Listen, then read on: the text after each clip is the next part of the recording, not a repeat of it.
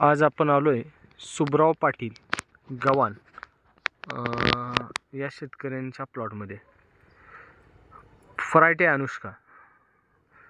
टोटलच द्राक्ष शेतीविषयी आणि शेतीविषयी सर बोलतील.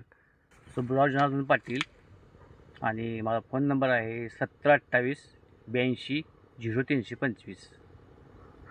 सर ट्रेनिंगला का आला?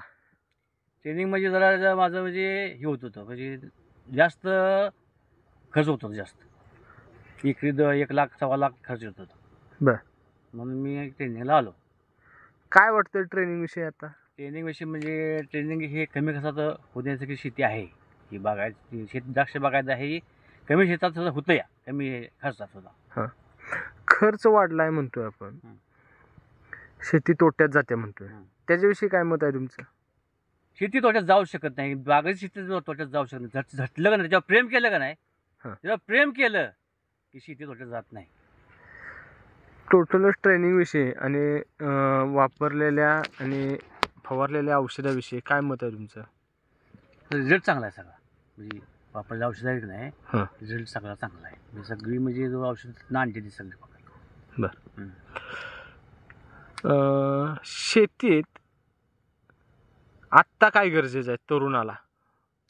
तर मला ह्या म्हणजे ट्रेनिंग घेऊन हां, शेती केली पाहिजे. असं म्हणजे ओबडधोबड शेती करून चालणार नाही. बरं जे करते म्हणून आपण करायला चालत नाही. बरं. आता एवढं प्रश्न विचारायचं कारण एकच आहे, आपल्या पुढे जे व्यक्तिमत्व मुलाखत देताना दिसतंय किंवा माहिती देताना सांगते, त्या आबांचं 89% शेती द्राक्ष शेतीत आहेत आणि तेव्हापासून द्राक्ष शेती तोट्यात नाही, पण असली न तोट्यात जाणारी शेतीला सुद्धा पुन्हा त्यांनी ट्रेनिंग घेऊन आणि योग्य तो बदल करणं किती गरजेचं आहे, काळानुरूप पावलं ओळखणं आणि न्यूट्रिशन बॅलन्स देऊन काम करत राहणं किती गरजेचं आहे हे पुनश्च एकदा अधोरेखित होतं आहे. धन्यवाद.